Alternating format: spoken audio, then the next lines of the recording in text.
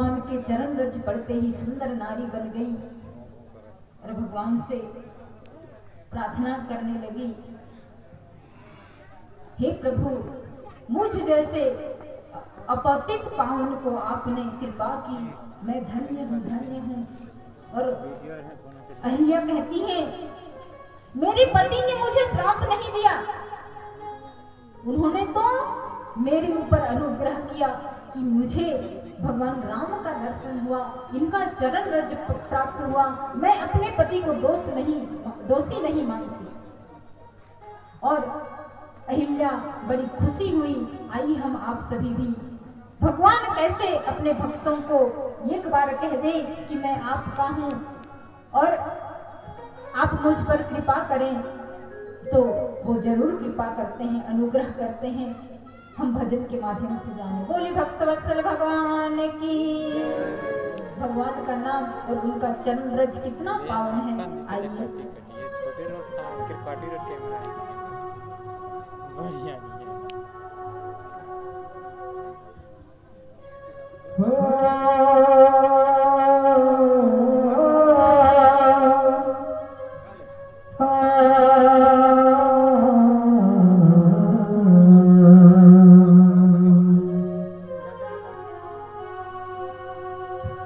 सुबह हो या शाम हो,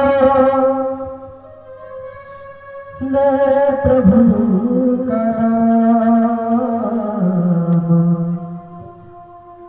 सुबह हो या शाम हो, ले प्रभु का नाम। मिलेंगे तुझे कृष्ण और राम, वही है चारों धाम।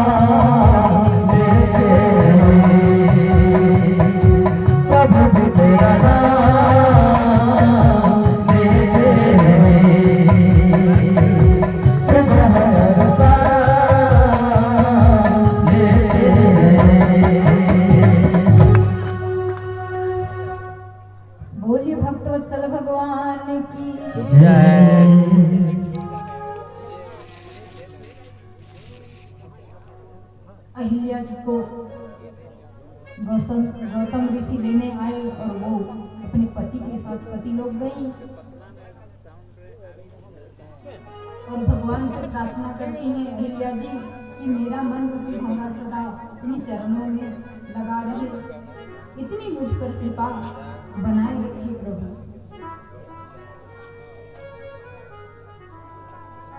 कहते हैं कि जिस नारी का पतिव्रत धर्म एक बार चला जाए वो दोबारा वापस लौट के नहीं आता, इसलिए हमारी माताओं को बड़ी सावधानी से अपना जीवन व्यतीत करना चाहिए। भगवान रघुपति राघव राजा नाम तो थे, रघुपति भी है, राघव भी है, राजा नाम भी है, उनको तो राज्य सिंहासन मिलने वाला नहीं है। अब जब से भगवान राम ने अहिल्या का उद्धार किया तब से भगवान राम पति से पावन हुए। अब आगे जाके अब सीताराम बने। बोले भक्तवत्सल भगवान की जय। अहिल्या का उद्धार करके आगे चले चले राम लक्ष्मण मुनि संगा गए जहाँ जब पावन गंगा और धरती विश्वामित्र गंगा जी के तट पहुंचे और गंगा अवतरण का कथा सुनाए। गंगा जी को प्रणाम कर महर्षि राम जी लखन जी जनकपुर पहुंचे। कहाँ?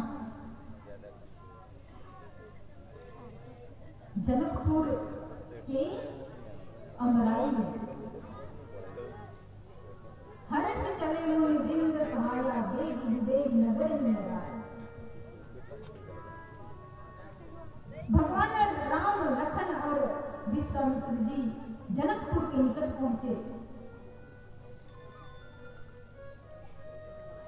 और जब से राम जी लखन जी और विश्वामित्र जी जनकपुर की सीमा में पहुंचे हैं, जनकपुर वासियों के मन में एक उत्साह का खुशी छा गई। ऐसा लगने लगा कि कोई हमारा सौभाग्य प्रकट हो गया है, जो कोई हमारा पुण्य प्रकट हो गया है, जो हमारे कोई देव तुल्य कोई आने वाले हैं। इस चीज का भान हो गया और खुशी मना रहे हैं। कैसे? खुशियों का बाजा।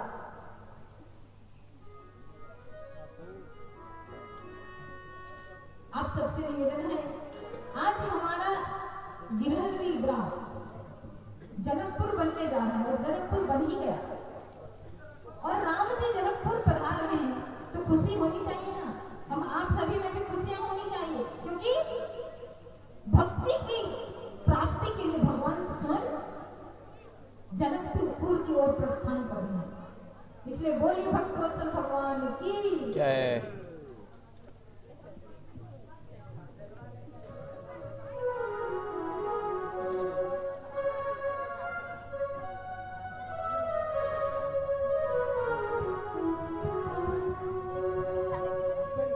खुशियाँ का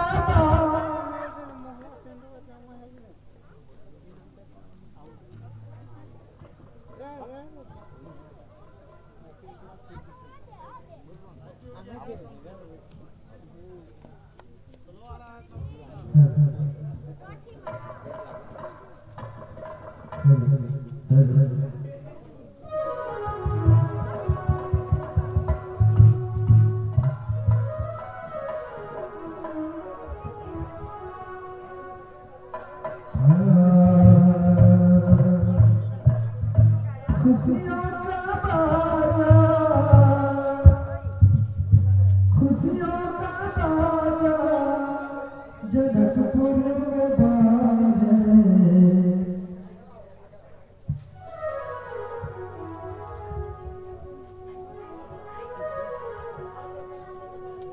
खुशियों का बाजा जनकपुर में बाजा, जनकपुर आए अयोध्या के राजा, जनकपुर आए अयोध्या के राजा। खुशियों का बाजा, खुशियों का बाजा जनकपुर में बाजा, जनकपुर आए अयोध्या के राजा, जनकपुर आए अयोध्या के राजा।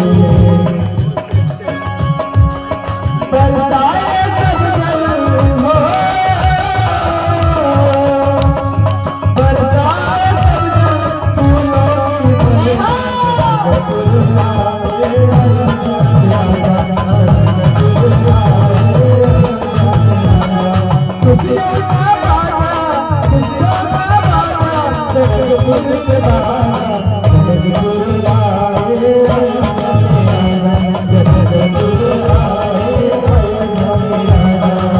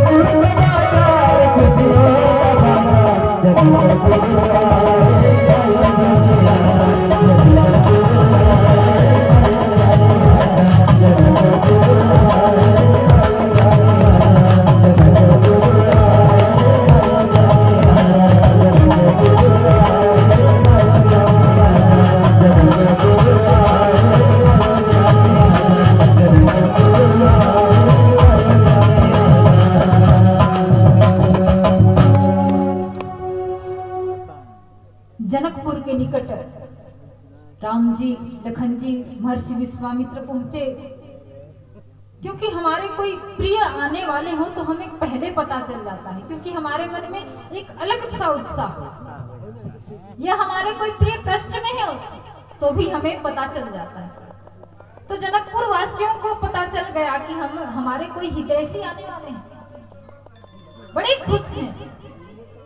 भगवान राम, लखन जी, महर्षि विश्वामित्र जी जनकपुर जी के अमराई में रुके हैं। अमराई अर्थात आम का बगीचा।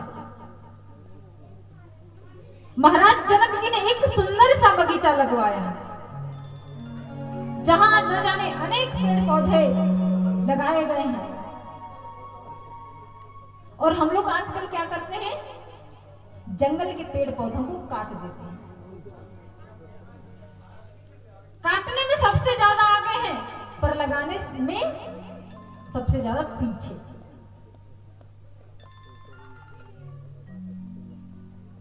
काटने में हमारा हाथ सबसे ज्यादा आगे, लगाने में हमारा हाथ आगे कभी नहीं जाता। इसीलिए तो हमारे जंगल के पेड़ पौधे उजड़ जा रहे हैं। हमें पेड़ पौधों से ऑक्सीजन मिलती है, सांस लेना हमें श्वास देती हैं। फिर हम लोग उसको काट कर क्षति पहुंचाएंगे तो हम लोग सांस कहां से लेंगे? हमारी सांसें जो है थम जाएंगी। प्रकृति हमें अंतिम समय तक अपने गोद में रखती है और विज्ञान हमें विनाश की ओर ले जाती है। विज्ञान का अंतिम छोर विनाश है, प्रकृति का अंतिम छोर समर्पण है। प्रकृति हमें अपने गोद में ले लेती है अंतिम छोर तक, और विज्ञान हमें विनाश की ओर ले जाता है।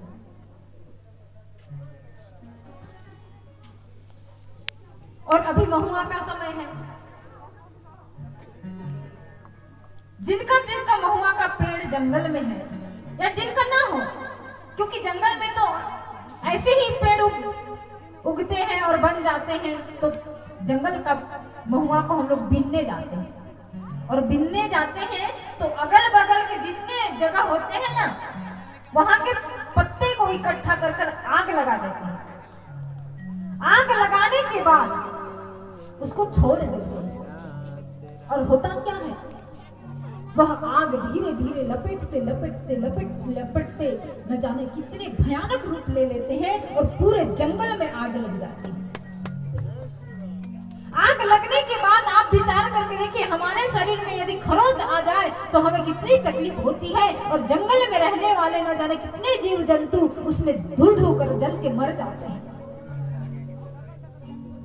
हमारे सनातन धर्म में कहा गया है, सर्वे भवन्तु सुखिनः सर्वे सन्तु निरामया सर्वे भद्राणि पश्यन्तु मा कश्चित् दुःखभाग् भवेत्।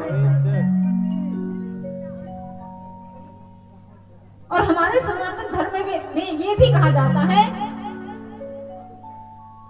कि हमें जीने दो, जियो और जीने दो, पर हमारा कर्म जो है हमें इस दिशा की ओर नहीं ले जाता।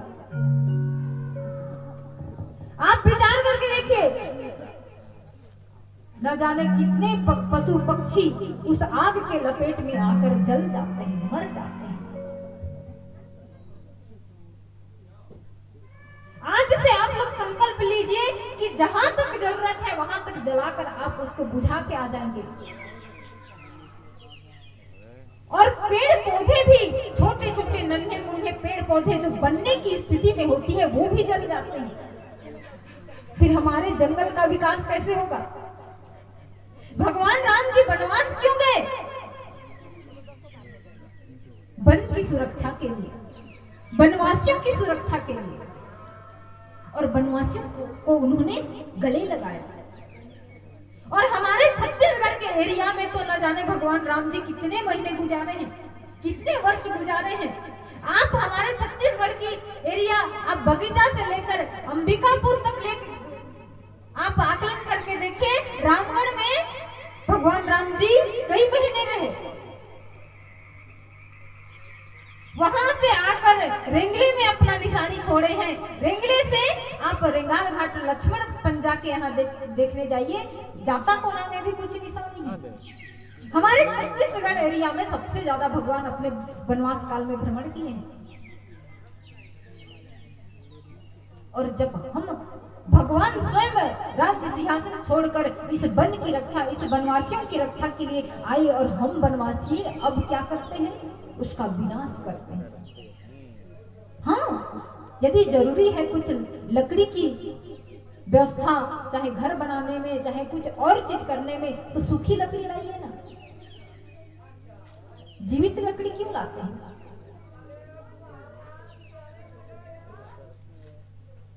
कितने पशु पक्षी, आप विचार करके देखिए, वो जलते हुए पशु पक्षी तड़प तड़प कर क्या बोलते हैं हम आप सभी को? आशीर्वाद या श्राप? आशीर्वाद देते हैं हम लोग को कि बेटा हमें जला दिया, तुम जाओ खुश रहना, यही बोलते होंगे? नहीं, उनके हृदय में जो तड़प और वेदना से जो हमारे आत्मा को धिक्कारते होंगे, हमें वो दुआ देती होंगी कि मनुष्य होकर अपना मनुष्य धर्म नहीं अपनाया, और हम पशु पक्षी होकर, जीव जंतु होकर हम अपना धर्म अपना रहे हैं। हमें मारने का अधिकार तुम्हें किसने दे दिया? बनाने वाले तो नहीं मार रहे, तो तुम्हें किसने दे दिया? और वो हमें बद्दुआ देते होंगे। इसीलिए कभी जंगल को में आग मत लगाइए, उनको भी जीने का अधिकार है। भगवान राम जी विश्वामित्र जी को अमराई के यहाँ बैठाकर दोनों भाई अमराई में बगीचे देखने गए।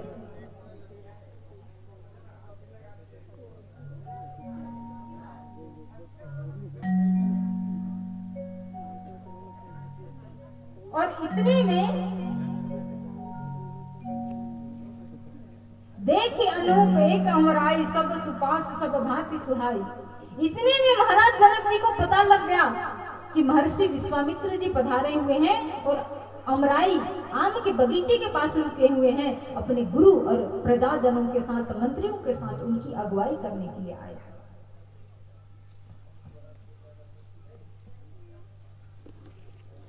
हो विश्वामित्र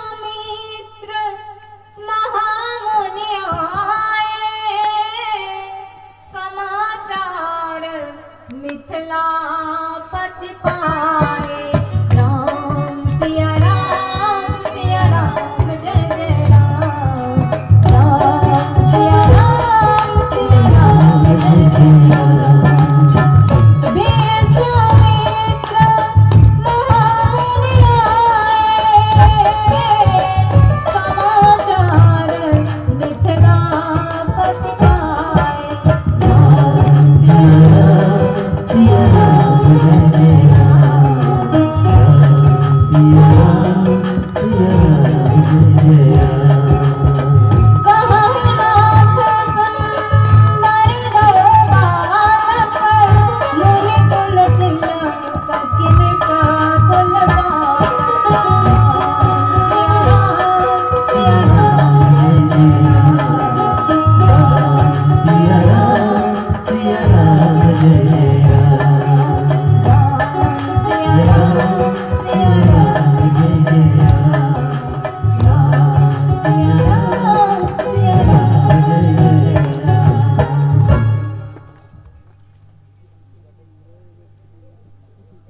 महाराज जनक जी अपने प्रजागणों, मंत्रियों और गुरु के साथ उनकी अगुवाई करने के लिए आए और महर्षि विश्वामित्र जी को प्रणाम किए, वंदन किए और कुशल क्षेम पूछे और बोले, प्रभु आप महल की ओर प्रस्थान करिए। उतने में राम और लखनलाल जी आ गए। राम जी आए, लखनलाल जी आए तो उनकी सुंदरता को देखकर जनक जी मोहित हो गए। जनक जी को विदेहराज कहा जाता है, अर्थात देह में रहकर भी उनको देह से कोई मोह नहीं।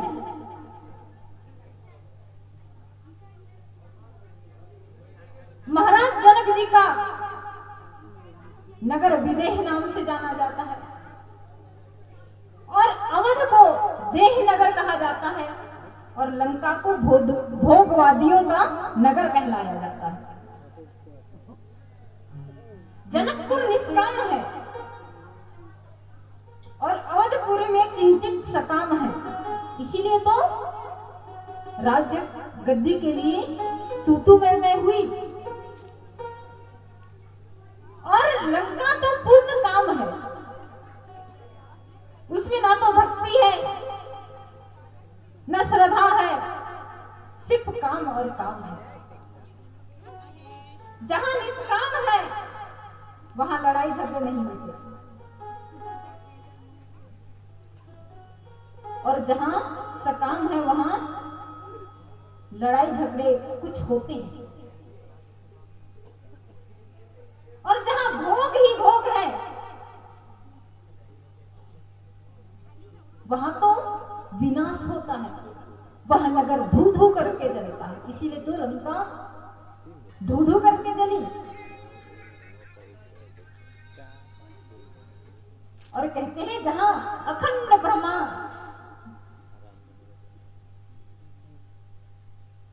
जहां अखंड सच्चिदानंद का चिंतन होता है वहां भगवान स्वयं बिना बुलाए आते हैं और वहां भक्ति जन्म लेती है।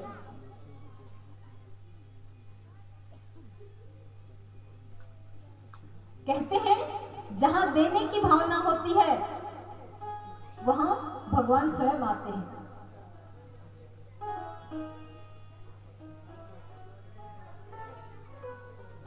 और जहां लेने की भावना होती है वहां संघर्ष होता है। इसीलिए अयोध्या में संघर्ष हुआ। और जहां सिर्फ लेना जानते हैं, देना नहीं जानते हैं,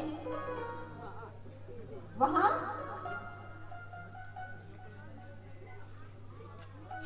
झगड़े ही झगड़े होते हैं। महाराज जनक जी के नगर के लोगों को कहा जाता है, पुर नर नारी सुभग सुचि संता, धर्मशील ज्ञानी गुणवंता। जनकपुर के वासी सब संत हैं, धर्मशील हैं, गुणवंत हैं, और इसीलिए भगवान राम वहां पधारते हैं।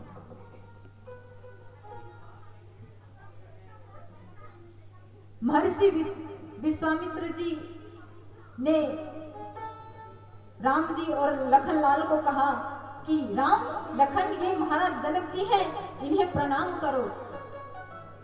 दोनों महाराज जनक जी को प्रणाम किए और उनको देखकर भगवान की Subscribe now and press the bell icon. Never miss an update.